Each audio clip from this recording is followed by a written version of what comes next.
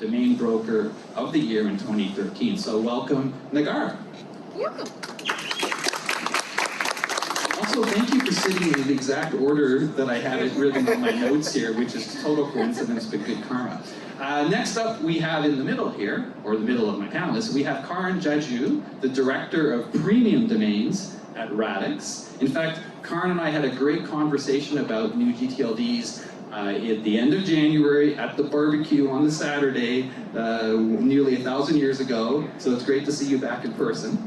And under Karn's stewardship, Radix's premium domain revenue consistently grew from just under $1 million in 2015 to an impressive $5.9 million in 2021.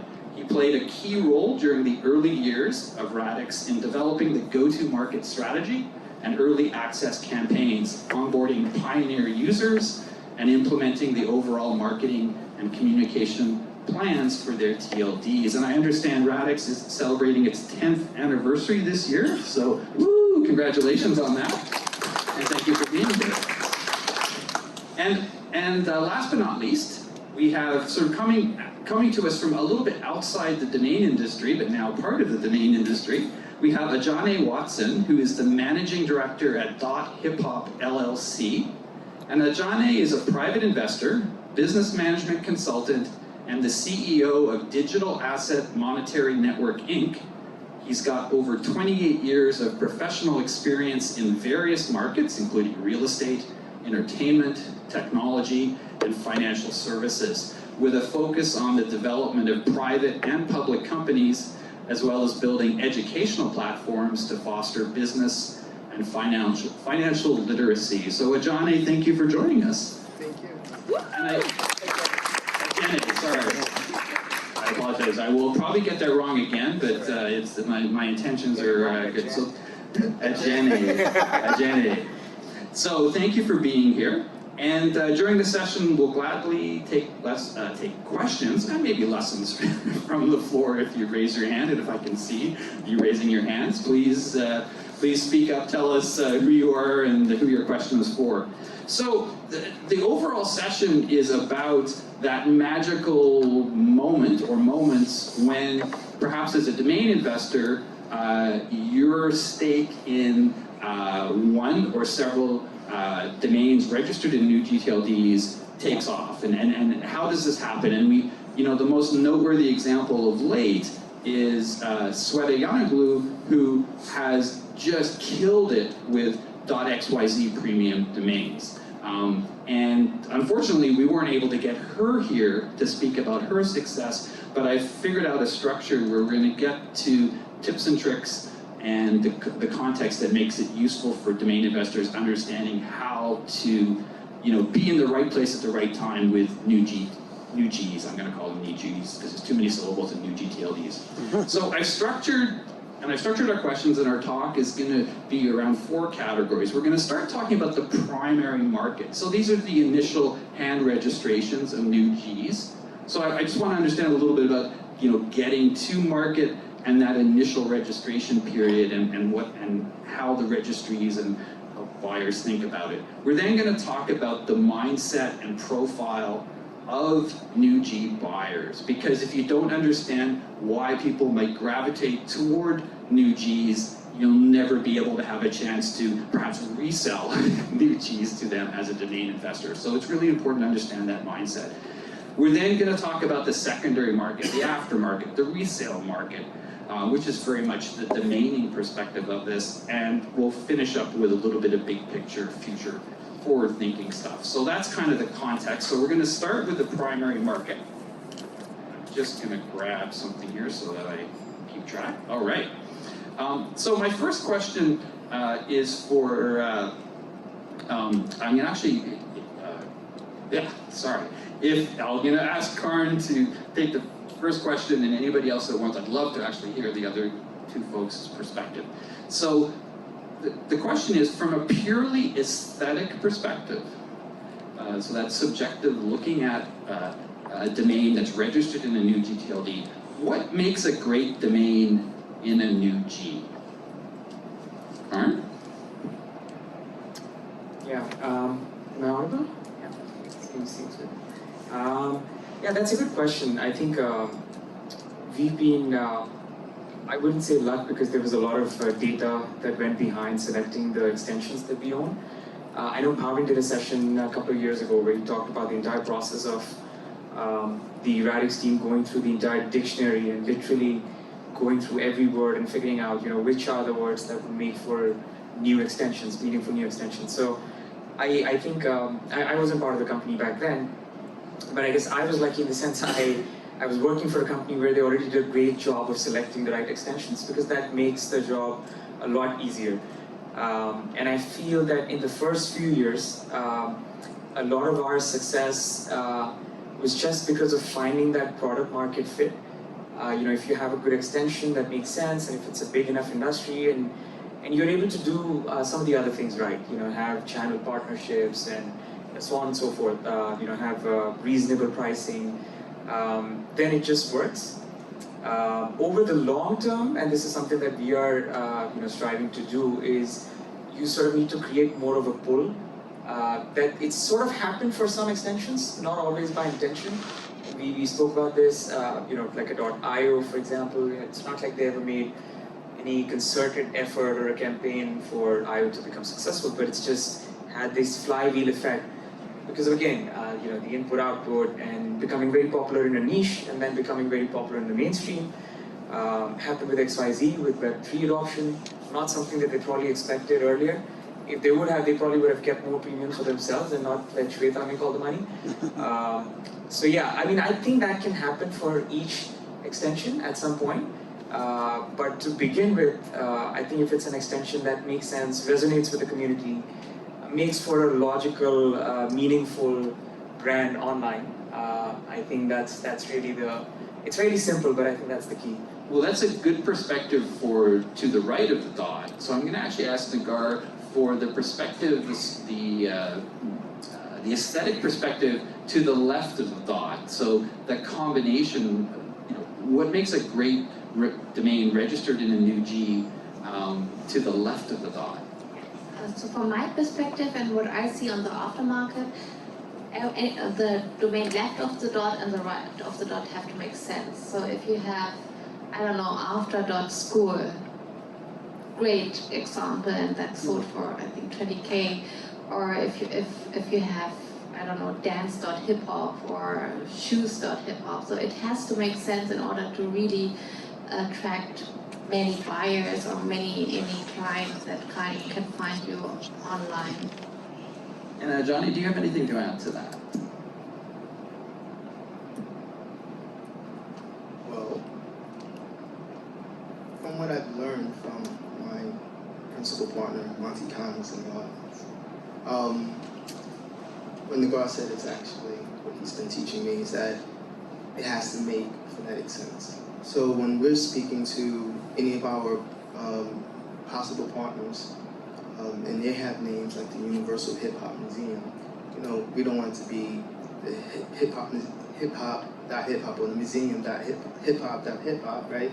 So it has to be phonetically sound. So that's what we look for when we're talking to people as well. And what's exciting is you're one of the newest new Gs to be coming to the market, which I think is great because it's actually there's this window that you can make more noise because it's not this cluttered launch period. So where are you at with your launch? Well, yeah, I'm the newest new G in every sense, right? Just last year I didn't even know what a G was. Go figure. Right now, since we got our approval to move forward from ICANN in March, which that was I don't know if I can say anything about that, but that was a craziness. Congratulations on that. It was a long slog. It was definitely a long slog for sure. But yeah, what we're looking to do is, one thing's for sure, the 50th anniversary of hip hop is coming up in this next year. And that's very big for the industry, for the culture rather, right? And hip hop is more than music. So we're going to be focused on leveraging that, creating relationships with a lot of the different companies and people that identify with hip hop to roll out that marketing campaign. We're also going to focus a lot on Web3 in the crypto space, right? You know, making sure that, especially because of music, when people get their wallets, get their hip hops, they understand that they can immediately create that wallet environment and do whatever business they're going to do in crypto, being that the culture as a whole is probably the fastest adopter of the crypto markets right now. I think that's clever too, because when you look back at like 8-9 years ago when the original sort of wave of new Gs launched, Web3 wasn't really a concept out there. So it's almost a good thing that you're launching in this new window of opportunities. Yep, the timing could have been more perfect, and I mentioned to Monty and our team here that 5 years ago, I don't know if I would have done this deal at 2:30 in the morning, which is what my advisor had me do. But the timing was perfect, right? It was like the stars aligned. They set up the company on August 11th, which is the anniversary of hip hop. This August 11th? Last August. Last August 11, okay. My birthday happens to be August 11th, which is... All right, Leo's rule.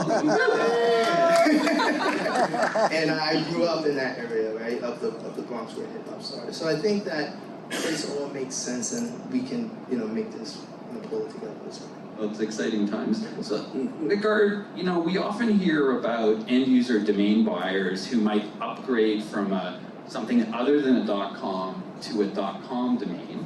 I'm wondering, because of your perspective as a broker and at a major marketplace, if you're seeing domain buyers and end users upgrade from a .com to a new gTLD. Yes, we have definitely seen that. There was Square, the financial institution that upgraded to block.xyz. But there are also many companies that not really upgrade, but using new gTLDs as their main site, like OpenSea.io or I don't know, Amazon.care. So Google is using a lot of new gTLDs. I think it's getting more and more prominent in our industry, not only to use .coms but also new Gs to be successful online. And Karn, what do you think will cause that sudden spike in buyer interest in a new G? You talked a little bit, I think you mentioned .gg, which is not a new G. But I'm just wondering, what might cause that sudden spike, either at the registrant level or perhaps on the premium level? Yeah. So like Negar said, I think a lot of companies are looking at different extensions for different end users. So, like an Emirates has an Emirates.store, which is their merchandise store, or Viacom and Paramount. A lot of these companies have a .tech, which talks about their, apps or their agile software development and so on. So they coexist. That's one scenario. There's the switching, which is, used to be an upgrade to a .com, but it could be the other way around. We've seen examples of those as well. A recent one was Avanti, AVNTI, which is also like a first name, but it's a satellite company, a British satellite, multi-billion-dollar satellite company. They went from AvantiPLC.com to Avanti.space, so that's very contextual. .space just makes more sense for what they're doing, so which is why they probably made the switch. The third, I think, is also people don't want to necessarily upgrade. It just seems like more time and money and effort. So we've seen this shifting trend where a lot of startups are now more comfortable with non.coms. It could be, we've seen the popularity of .io and .co and .ai. And you see that trend across some of the data that we look at is, for example, the Y Combinator batches over the years. And we've been tracking it for the last 3 or 4 years. There's 2 batches every year. And it used to be 65-70% .coms, and then the rest split between CCTLDs and repurposed CCTLDs and NTLDs. And now it's under 50% .coms. You see a lot more. You'll see .text and .live, and I think the last batch we had like 4 or 5. So, and these are companies that don't intend on changing or upgrading their brand eventually. They already have reasonable money. They could have got the domain that they wanted, their Y Combinator back. They just choose names that work well for them, like next.tech. So I don't think these companies are looking to upgrade even if they have a chance, unless it's really they're losing out on something significantly.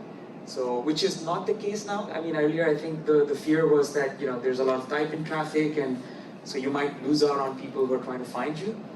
But we all know that industry is significantly evolved, so nobody types in as much as they used to. So they'd rather go with an extension that makes sense for them rather than... Yeah, I always find it exciting when a brand, particularly a new brand, launches and builds around something other than .com, whether it's a new G or a gTLD that might be repurposed for something else like .gg. So this is a .hip hop question, but then anybody else can also weigh in on this. I'm curious about who are the most influential advocates and champions of, in this case, I guess, let's say .hip hop, in the early stages? Who do you look for to really get people excited about .hip hop? I would say we want to look towards the community as a whole. Like, the immediate thought is that we're going to target entertainers, go after all the singers. But what that would do is that would lead us down the road of people only thinking of hip hop as music, when it says clearly, our tagline, more than just music. Can you actually talk about that? Because I think that was something that, I don't know, being the quiet Canadian, I didn't even know that, and I feel terrible about this, but I didn't even know that the birthplace of hip hop was Brooklyn. Bronx. The Bronx. Okay, I got that wrong. Great. But I didn't even know it was in New York City.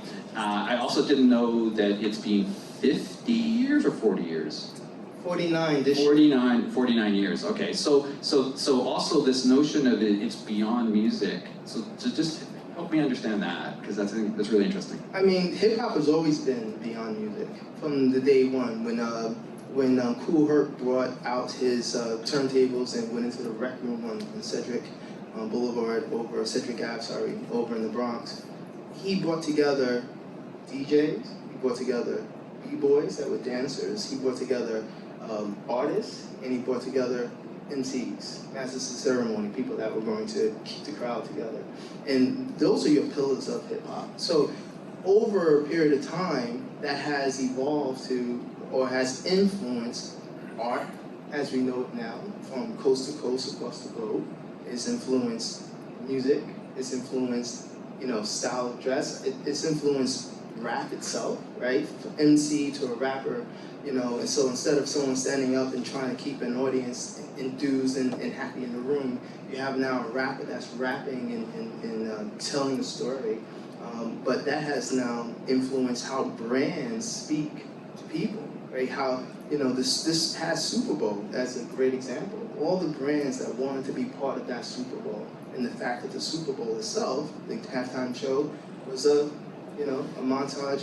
It was just a whole bunch of artists, rappers from Dr. Dre, right? So we're talking, when we say hip hop is more than just music, that's exactly what we mean. Hip hop has culturally influenced every facet of America and society at large. And that's very important. And that's one of the reasons why I firmly believe that hip hop will do a lot in terms of bring value to investors that are looking at it, and certainly do a lot for the culture as a whole in terms of bringing more unity around the world and having them participate, especially with the advent of Web3. Yeah, I really like that combination, the community, Web3, and the different sort of artistic, cultural aspects of it. You talked about influencers and who influences people to embrace a new G. Negar, what have you seen? What influences either the primary registrants to buy a new G, or perhaps somebody to buy a premium? Is it that they see another company in their space using it? Like, what have you seen from the buyer broker perspective? I think it's really what they see. It's that they see, I don't know, Amazon or Google is using a new gTLD, and that they can't. I see it a lot with small to mid-sized businesses where they can't afford a .com or it's not for sale, and then they know with the new gTLD in their space they can target their audience and their niche. So that's what I see a lot, and I also see a lot of really small mom and pop shops who really like to invest in domains below $2,000 on the aftermarket that are available and can make their business. And is a perfect fit for what they're doing too. I think I'm a big fan of the more descriptive new Gs. I remember the first new G project that Name Ninja worked on was we were helping a cloud company launch, and they ended up choosing and branding around a .cloud.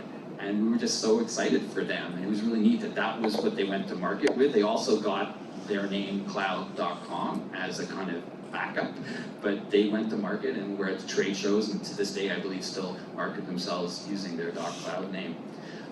Karn, wanted to ask you about this because it's now been 10 plus years since the new Gs have kind of been around, so I don't know if they're not so new anymore, but how has end user perception of these no longer new domains changed over the last, let's say, 8 to 9 years? I think like Negar said, a lot of those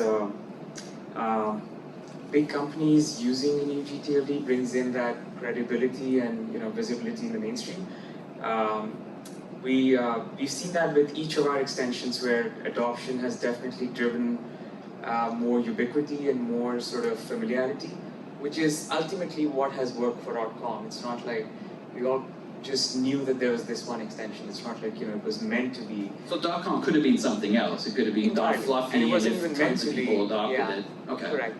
So and I think it's all new gTLDs have found some sort of a natural fit. In some cases, it was already well defined by the meaning of it, like a hip hop or a tech or a press. In some cases, it's just like a site, which is generic. We've just seen adoption by, again, big brands, and all of this is organic. And you can't. It's not like even if you wanted to, we could influence their decision on this because these are big projects. But Google using a business outside, or Notion using a Notion outside, Squarespace using a bio outside. These are all, and they're all using it for the same purpose, which is a simple site builder. So it just makes sense to have like a site for a simple site, mini site. It just makes sense. So, I mean, I'm sure they ran a lot of internal research and analysis and had their picks, and they had the budgets to have bought any name, or each of these companies that I've named. But they went with that because that probably made the most sense for what they were doing. So if you're publishing a Notion page, for example, a lot of Notion users would be wanting to do this for a very long time. You used to get like a very long, sort of a nonsensical page, but now you get like a Notion.site / something. So you can sort of customize it. And so every Notion user, which is prominently used by a lot of folks in the tech community, are going to see a .site.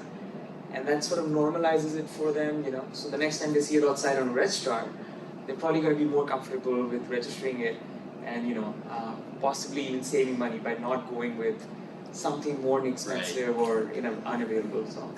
So, question around .hip hop, because Karn, those are examples were sort of around the corporate appeal and the corporate mindset choosing a new G.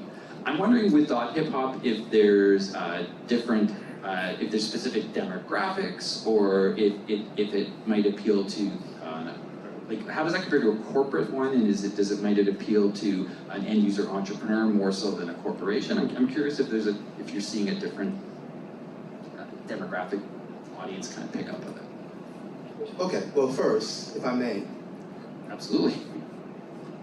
In hip-hop culture, when you're trying to find a word to express G that's older, we call them OGs. Yeah, I was going to make a bad joke about that. just call them OGs, right? To be honest, it seems for me, because I am new to the industry as a whole and to the space, it seems a little early to tell in terms of the that type of demographic. But generally speaking, our broad demographic is going to be anyone that is accepting or identifies with hip-hop, that has grown up in the culture of hip-hop. And again, that looks different all across the world, right? So I cannot answer that question at this moment intelligently until we have more data. But it's going to be interesting to see how it shapes up, so I'm excited because to me it seems to be bringing something kind of new to the space because it's appealing to a community that has not been appealed to before. No, absolutely, and that's what excites me about it. And again, if we're looking just simply at the day and time we are in, and what's happening in music trends, I'm gonna stay with music right now. You have Snoop Dogg, buying Death Row Records, and he's gonna, he's doing his whole albums and stuff in the Web3 space. And you have a lot of people that are going to follow that. We ourselves, we've aligned with Mellow Studio, which is a Asian company out of Finance Labs, and they're doing NFT drops right now for the Wu-Tang members while they're on tour. And so you're looking at 9bells.hiphop and the relationship of those NFTs, and everyone that's looking at that and saying, wow, I can do my NFT drop on .hiphop too. And I believe that that's going to be something that we're going to see a lot of in terms of the demographic that's going to gravitate towards using this, adopting .hiphop quickly. Right. All right, so let's pivot to talking about the secondary market, the domain investor perspective. And Negar, my question for you is, over the last few years, we've seen a lot of consolidation in the new G space. We've seen sort of either individual or smaller registries that operated a bunch of new Gs being kind of absorbed by just a handful of other companies. So there's very few truly independent new Gs out there. Is that consolidation a good thing for domain investors? Is it a bad thing? What have you seen? So from my perspective, I would say it's a good thing because each of these companies are supporting each other with making new Gs more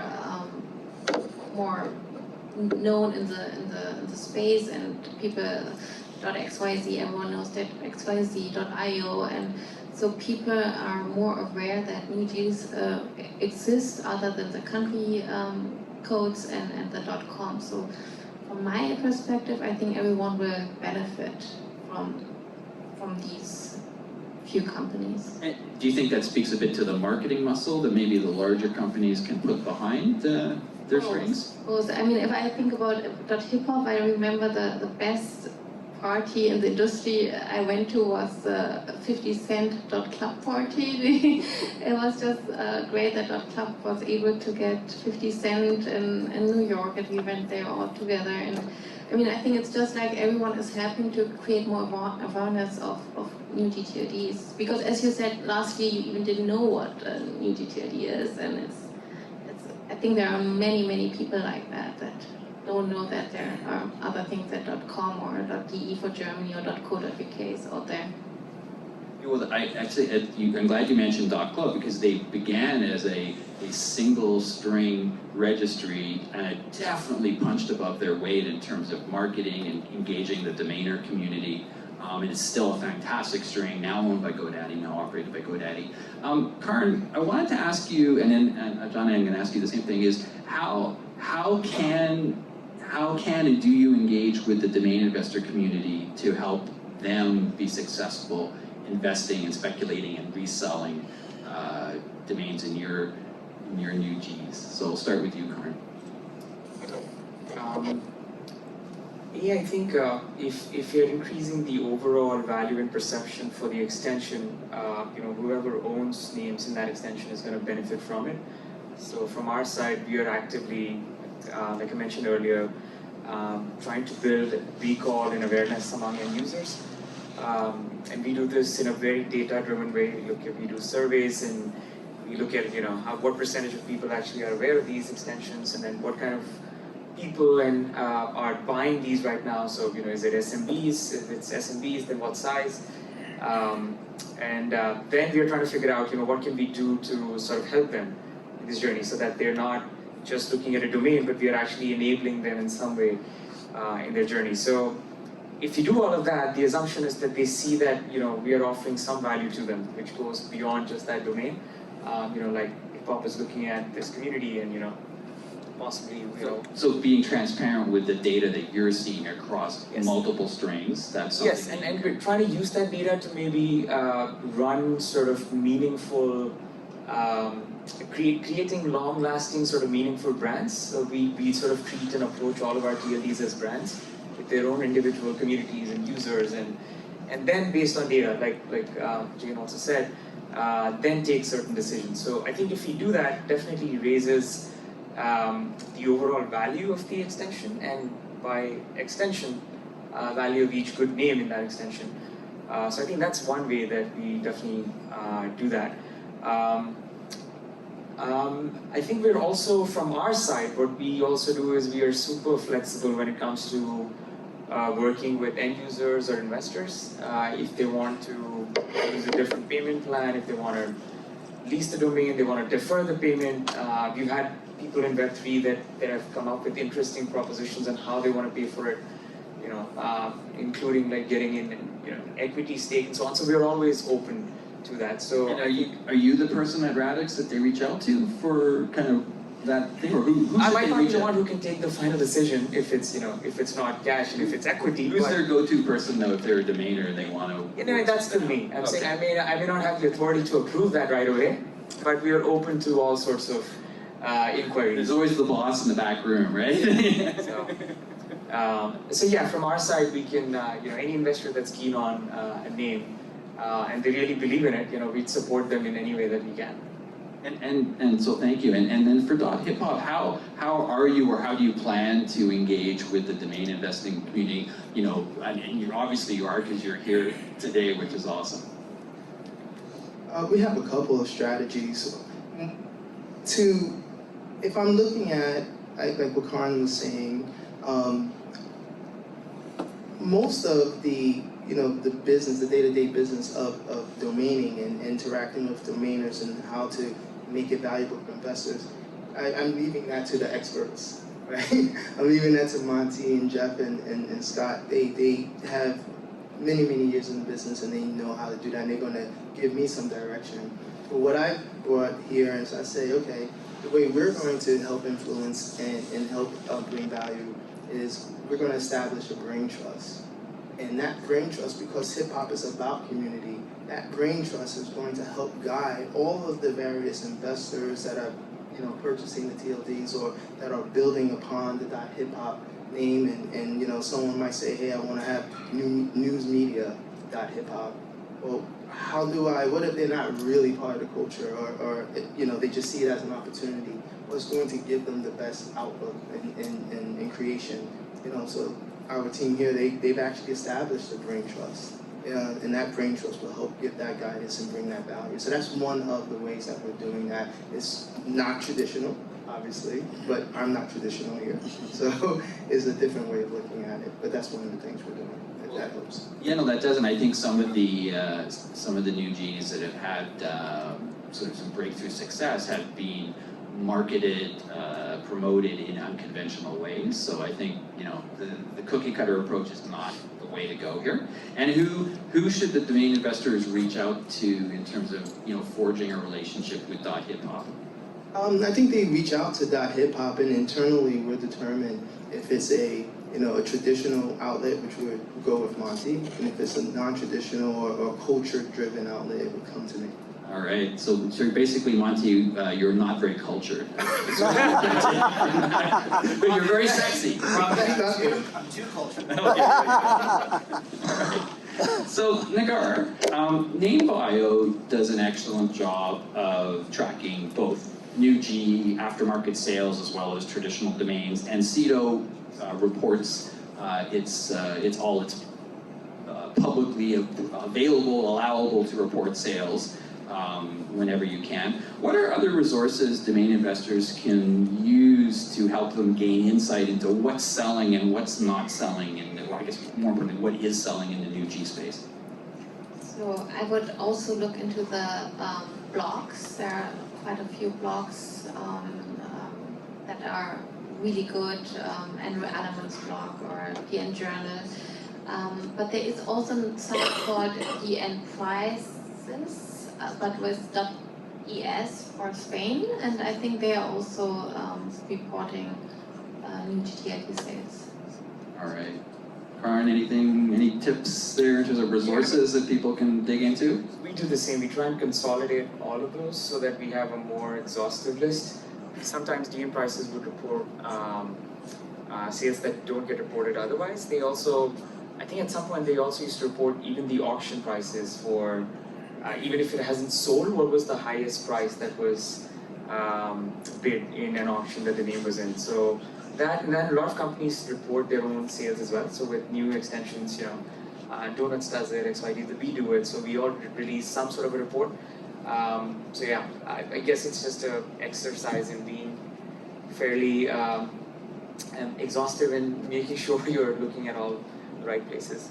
It is great when transactions, particularly in the premium space, can be publicly reported, because it really helps all of us that are in the domain investing space get a sense of what's going on and what's not going on. In an earlier session today, Andrew Alleman was doing his By the Numbers session, and one of the numbers that blew me away was Logan Flatt was talking about a deal he did. I think it was his biggest deal, or certainly his biggest deal in a new Jeep. It might be his biggest deal of the last year. He sold MMA.bet for $48,000. And what's even more amazing about that was it was a domain he registered a few years ago. Hand-registered for, I think, under $50, and he sold it for $48,000. So I think that kind of shows you that definitely, I mean, that's an outlier, so your mileage may vary, et cetera, but certainly, what a tremendous ROI on that. Karn, I wanted to ask you, once again, this is because you've got this long perspective in the new G space. In the first several years of the rollout of new Gs, some registries, but nobody sitting here, were kind of almost openly hostile towards the domain investing community. We're not going to point fingers, but definitely there was an impression given that, we're a new G and we don't want any of you pesky domain investors getting involved. So I wanted to know if you've seen a change. Well, first of all, thank you for not taking that attitude. And I'm just wondering if you've noticed a change in that overall attitude in the new G space as it relates to domain investors. I don't know, it just doesn't seem like the smart thing to do. Why would you actively push away a community that's so active and that could actually help put your names in the hands of the right people? So it just doesn't make any sense to me. Maybe there was like a position or some sort of narrative that they were building that, hey, we're more for, not for you, but for others. I know that this has been a point of contention where, I know even VeriSign has at some point stated that, they don't like domains being held by investors and they, not being available for people using them. So I think that's just a bad take on this industry and undervaluing what they're doing. I don't think anybody in their right mind would do it now, maybe because of the lessons they've learned from the first few years or what some TODs have done. I don't know if it's intentionally that shift, but it just seems like, everybody's sort of, there's been consolidation, so there's anyway less noise. GoDaddy's acquired so many extensions and GoDaddy has such an active team that's looking at getting more and more investors and selling more investor names. So, I just don't see that being a problem anymore now. I know some extensions just did a remarkable job of quoting investors. I know Club used to do a great job of that. Yeah, I tend to think of .club as one of the ones that really did a great job of outreach and building programs in place. And certainly Radix, you've always been, from my perspective, sort of domain investor friendly. So with .HIPAA, once again, I'm so excited that you're in that sort of the early launch stages. So I want to hear two things. One, where exactly are you in your launch? And then I want to understand about the premium space in terms of have you reserved certain names? So let's talk about that. Those two things. Okay. Where we are in our launch is very early. As I mentioned, we just got the approval to move forward in March. So we are very early, which if I may, since I know there were rules on this, but it does it does make us a very viable opportunity. For example, Logan Flatt, he whispers to me today the 2 names that he picked up. Incredible names. So prime registration, I could go today and register .hip hop, or are we in an earlier stage than that? Oh yes, you can go to, I'll just use Pork Bun as an example, or you can name Sheep, you can go to any of those registries that are carrying us in. So we're not that early, like, because you're past the sunrise period then, so people can, like, this is exciting. Well, I maybe then, again, as a new domainer, a new TLD, I don't really clearly recognize when you say early and I think early, it's obviously 2 different things, but that's okay, right? I'm getting there. But so, yes, we're not that early. You can go, pick up a domain name, and a person like Logan Flatt, who obviously does well in his speculation, picked up names that he believes are going to be very valuable. So we see that happening, and we're obviously going to encourage that greatly. Because one thing about hip hop culture is, again, with the adoption of NFT and crypto, we know that once they really get a handle on the fact that domain names are like digital real estate, and it's something that they can actually afford, and they really get a grasp on that, we'll probably see names getting swept up all day, every day. And I think that's very exciting for me, especially. So one thing I want to ask you kind of about the premium side of this, because I know that one thing that really annoyed domain investors in the launch of some other new Gs was that it seemed like in some cases thousands or tens of thousands of the domains that a domainer might want to get, typically all the good one-word dot whatevers, were already being held back by the registry. So I'm curious, what's the strategy with .hip hop in terms of, are you holding back stuff? Can you quantify how much you're holding back? I mean, mama didn't raise no fools, right? We're here to make money too. I mean, a big part of what I look at in .hip hop is community and building value, but it's still a business, right? So yes, we've withheld names. I learned that, watching Monty do it and showing me how to withhold the names, and it's a really crazy process. But because of hip hop itself, we had to hold the names differently, a wider variety of names, right? Slogans and sayings and names that only maybe people, like myself or the team here would know. So we have lots and lots of names that we withheld, and we also have names that we're protecting, right? If LL Cool J wants his name and we're holding it, it's not, to hold it hostage, it's actually to hold it so that someone else doesn't try to get it and misuse it. So we have the names that we're holding, because we identify them as valuable, that we're going to either auction or have, they're in our premium tiers. We have 5 tiers, everything from $100 to $10,000. So five tiers other than our registry. entry, right, our $20 base. I like that you talked about the protecting side in terms of that sort of protecting a brand or a trademark, which is the right thing to do. I'm wondering if there's also an aspect of protection there that's almost like preserving the integrity of .hip hop itself. There is, but our general counsel and chief operating officer, he tells us to be careful. Like, we have to walk a fine line between protecting and overstepping that, right? We have to let people still falter and do what they do. But like, for example, we had a artist named White Noise. Like, that's a movie, right? There's a movie as well, right? There's a song, White Noise. So when the artist calls and says, hey, that's my name, I would like to have it, we have to go through the process of verifying White Noise and identifying that it's really him and then handing him that name. But what's great about that is that it puts us in direct contact with all of those artists, and it's like 2,000 that we registered. I didn't even know there were 2,000 rappers. Like, go figure. So we have now, every time an artist, R&B artist, rapper, reggaeton, the various kinds of music that comprise hip hop, they do have to contact us. And that allows us to now cultivate a relationship that becomes mutual beneficial. Because now they can go and have reason to market, and that obviously in turn gives the investors value. Yeah, and to me that's a better end user experience for that particular, let's say, artist. In my case, I think about some of the big brands that Name Ninja works with. I appreciate the fact that whether it's a new G or some Web3 thing that's launching, that they actually keep some of those set aside, because it looks bad on the registry or that business if it's a complete free-for-all and bad actors are going in to register, either the name of a well-known artist or a big brand.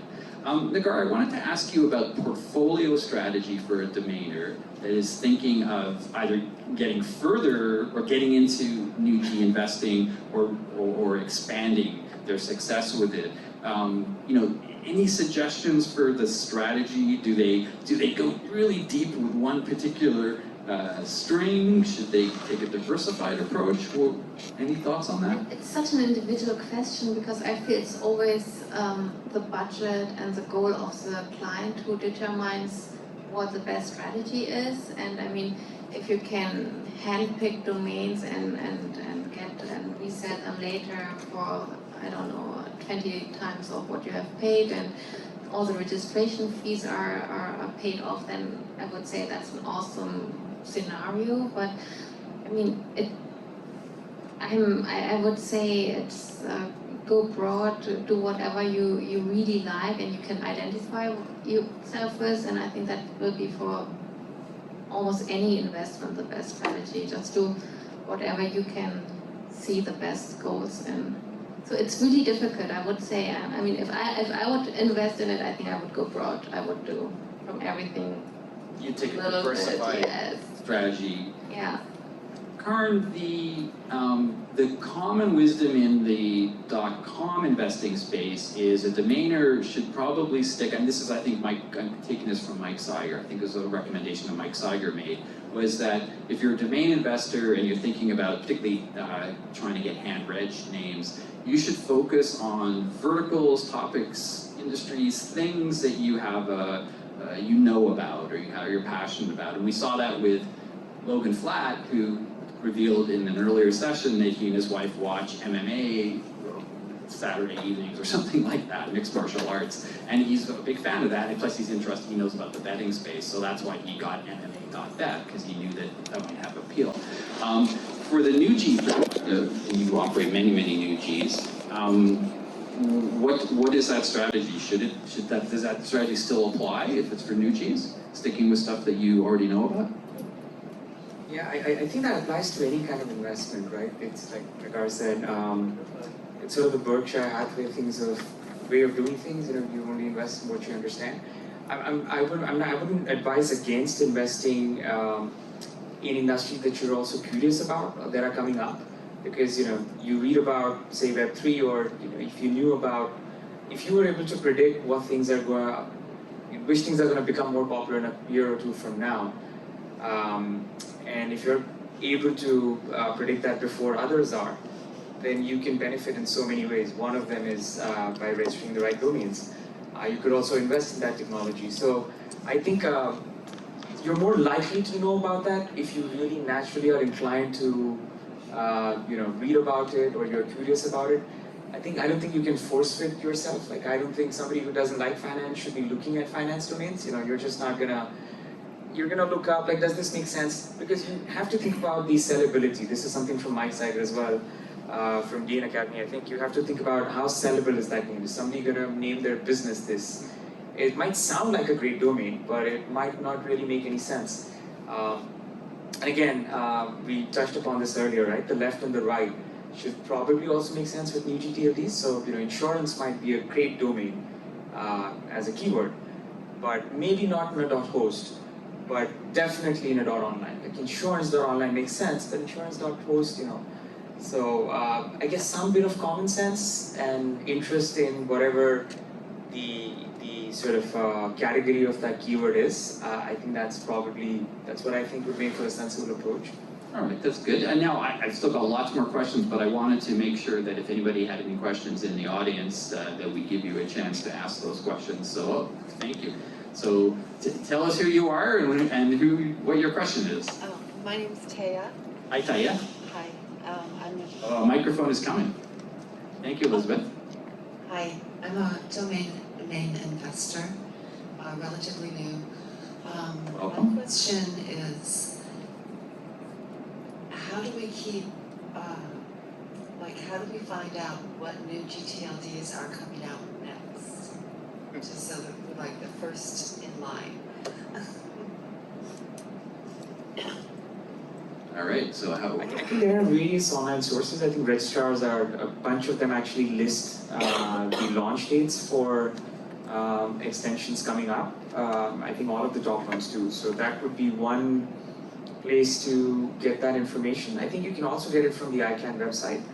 But registrars are probably a better bet because they will have know exact details on the general availability when anybody can register, or if they have some sort of a priority program or early access program. So I would recommend just checking on some of the top registrars. And a tip I have is a great question is that if you're curious to know whether a new G potentially exists, because there's so many it's hard to keep track, if you type in nick NIC dot whatever you think it might be, so nick.fluffy, it might resolve to the registry website and you can get more information about it there. But that's not always the case. So if it doesn't resolve, it doesn't mean that new G doesn't exist.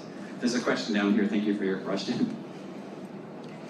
What are the startup costs with creating a new ICANN TLD? And how much does it cost to renew as well? So you're talking about if somebody wants to apply to operate .fluffy? Yep. So it hasn't been announced yet. The last round, I think it was and this is now, we're going back, I think around 10 years, it was I think 150,000 US or something like that. 185. 185 US, and that was the tip of the iceberg. I think the general thinking was to bring a new G to market would be over $1 million of investment. It hasn't been announced yet when the new round will be, and it also hasn't been announced what the fees are. Knowing ICANN, they always look to raise lots of money. What they do with it is a whole different story. So I suspect it may not be as much as $185,000, but it'll probably be a significant amount, which also explains why there's been quite a lot of interest in domains and strings on the blockchain, where potentially if you want to launch .fluffy in that alt route, you could do that on the blockchain and for pennies or for free. So Ajene, I wanted to ask you, because it's been a year and 2 weeks, 3 weeks since you've been kind of part of the domain industry. What's your perspective of the domain industry? Well, it started out really rough. I thought ICANN was going to be a lot easier than it was. It was rough. Did you get a chance to go to any of the actual ICANN meetings? I don't know if there were any held in the last year. I think there might have been one. No, I didn't go to any meetings.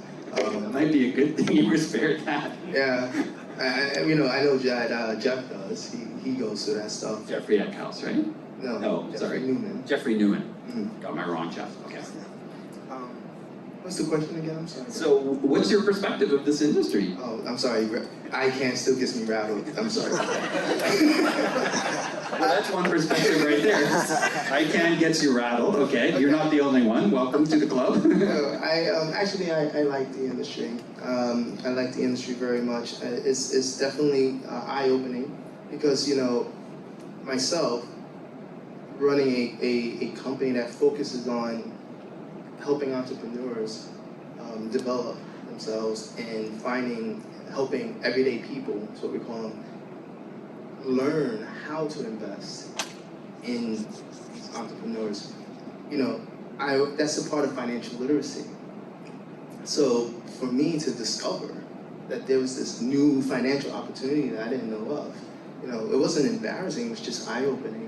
And so diving in and just seeing all the opportunity and the nuances of, I had to learn the lingo of, buyers, brokers and things like that. It's just very fascinating. But I do like it very much, to just put it plainly.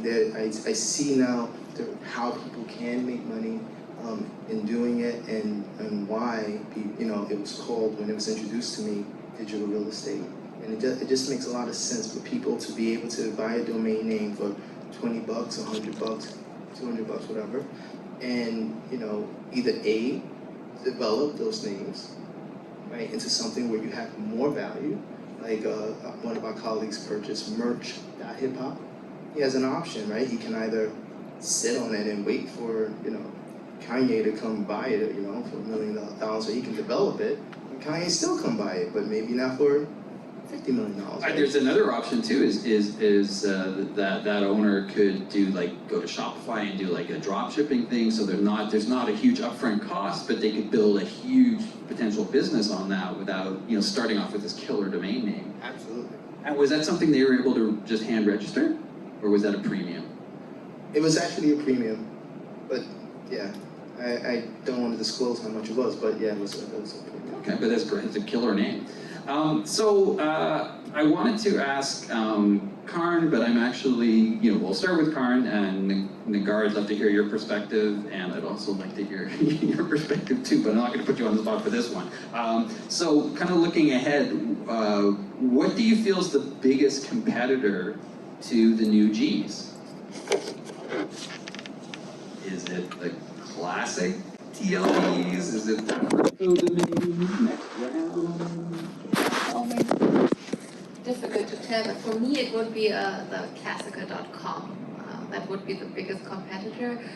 Or I don't know what in 10 years, what technology we have, if people will use domain names, or if everything is app-based, or whatever kind of technology is coming. So I think it's tough to tell, but for the next years, I think it should be fine. So the classic Coke, classic.com is still the biggest competitor it's king for me. Karn? I think it might just be people not willing to get a domain and not realizing how important it is to maybe get a domain and just relying on their Facebook or Instagram. That's interesting. That's a really good insight, because we still see even companies making that, to me, horrendous mistake. It's like you'll even spend millions on a TV advertising campaign, and they'll drive people either to the search engine, I've never understood that, or drive people to a Facebook page. So that's a great one. Or just a free subdomain and not realizing that what they're losing out on by not using their own domain. So I feel like with all these no-code tools and people's willingness to spend less time and maybe focus on something else, they might not realize that this is an important step that they need to sort of get sorted. Your perspective on that in terms of competition? I think from where I sit now, the competition would be the lack of creativity. Coming from hip hop, where Grandmaster Flash took these two turntables and created a whole new way of mixing on something that already existed, and the industry had no idea that what he was doing could be done. And then they had to create technology to catch up to him. I think that where we are right now is, again, looking at Web3 and the opportunities and being an alternative to .com. How could .com, forget .com, or how could they, be, no offense though, how could they actually be a competitor to us anymore, right? We are an alternative to .com. We have more names available than .com, and we, like .hip hop is one of those names that, as Mark here, who came by the booth, taught me, is that in that identity, we have the ability to allow people to identify with something like .hip hop as a culture. And whether that's a culture of hip hoppers, a culture of engineers, right? A culture of doctors. There's a lot of culture. So I think the only thing that we have to fear now is the lack of ingenuity. We figure out how to be creative and go into Web3. And offer the culture more. All the cultures will win. In my opinion. I love how that for that question, my three panelists gave me 3 different answers, 2 of which I haven't even thought of. So that just tells me what a great panel that we have today. So unfortunately, we've come to the end of this session.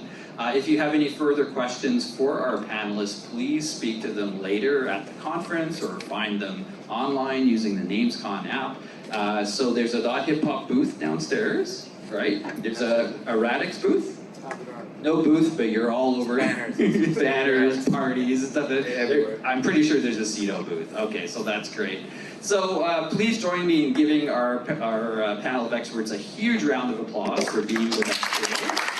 Thank you so much. And the organizers of NamesCon welcome your feedback, so please take a moment to rate this session using the NamesCon app if it gives you that capability. I'm not quite sure if it does. It usually does, but I don't know if it does this year. I am Bill Sweetman of Name Ninja. Thank you so much for attending this session and enjoy the rest of the conference.